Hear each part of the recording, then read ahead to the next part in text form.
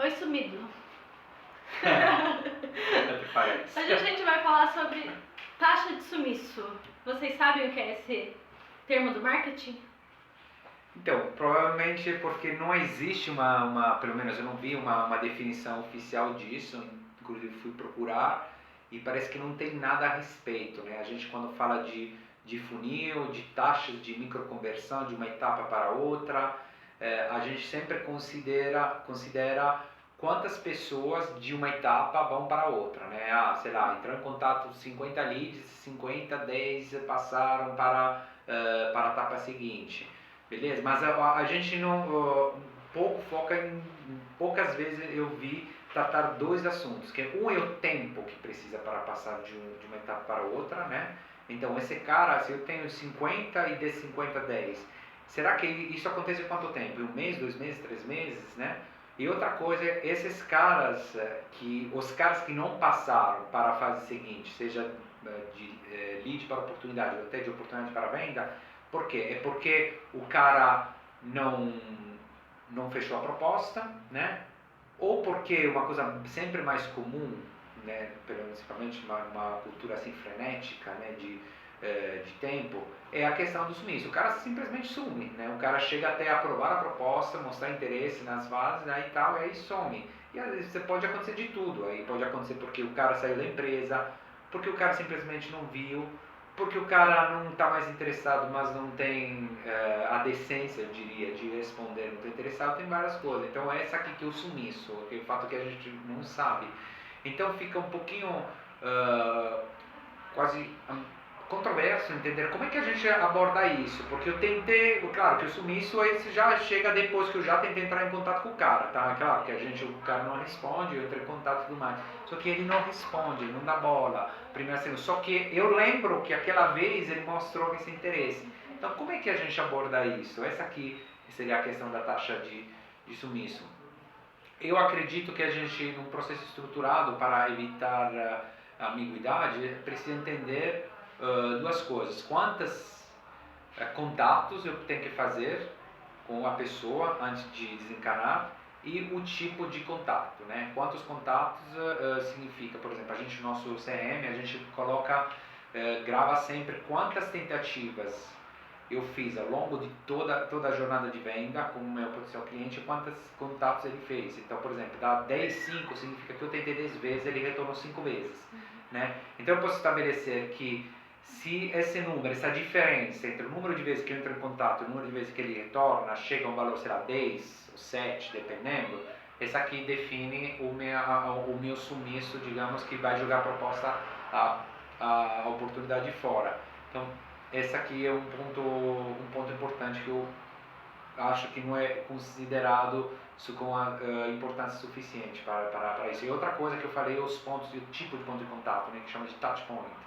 Né? Também se eu vejo que eu tento entrar em contato por telefone e ele não atende, aí eu vou tentar por e-mail, ele não atende, vou tentar, sei lá, o WhatsApp não atende, vou tentar falar com um colega, ou no LinkedIn. Então, cada tipo de contato chama de touch point. Então, a gente viu que pelo menos precisa de entre 3, pelo menos, touch point para chegar a fechar uma proposta, pelo menos de 10, entre 5 e 10 pontos de contatos efetivos, ou seja, contato que eu faço contato, o cara retorna. Agora, quando eu tive uma diferença muito ampla entre as tentativas que eu faço e as vezes que ele retorna, aí ele se torna um sumiço, que a gente define um limite, pode ser 5 vezes, né, essa diferença, e a gente tem que, sem dó, jogar a oportunidade fora, porque aí se for uma perda de tempo. Ele sumiu.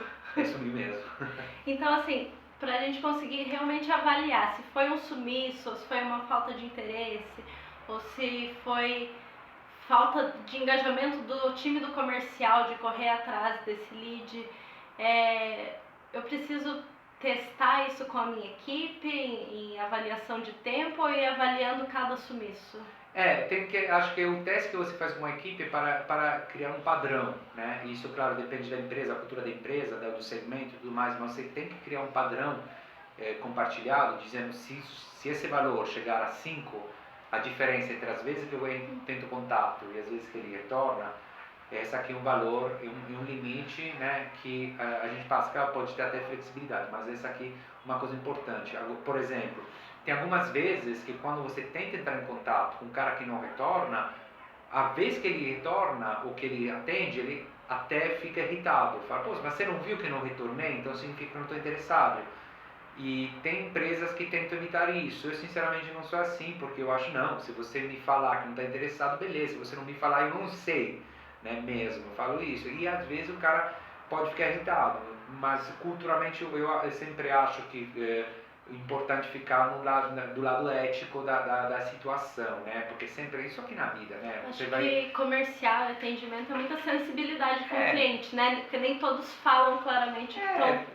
Claro que vai tentar evitar isso, mas isso acontece na vida também. Você está tentando fazer o bem das pessoas e querendo ou não você chega a irritar uma pessoa sem querer.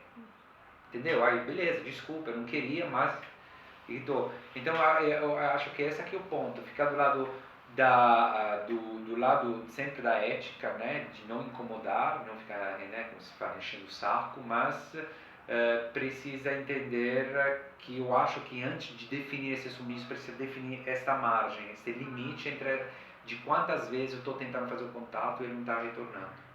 E avaliar esse contato, se a pessoa realmente não está na empresa, e os pontos de contato, às vezes ele não atende o telefone, mas responde o e-mail. Exatamente, aí claro, tenta outros pontos que são os touch points.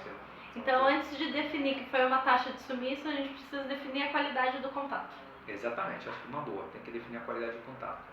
E assim, supondo que eu tenho um contato que ele se mostra engajado, ele responde, atende as ligações, mas aí depois ele some e não responde mais, você define que ele fechou com concorrente, você tenta correr atrás para descobrir se foi questão orçamentária? Eu tento ir atrás porque até o fato que ele fechou com um concorrente, eu preciso saber o porquê, porque isso vai me dar um insight bom. Foi preço, foi uma falha comercial na abordagem, foi porque eu não entendi o problema dele, enfim, qual foi o problema. Então eu tento ir atrás sim, porque a gente não ganha só ganhando o contrato, a gente ganha também ganhando feedback.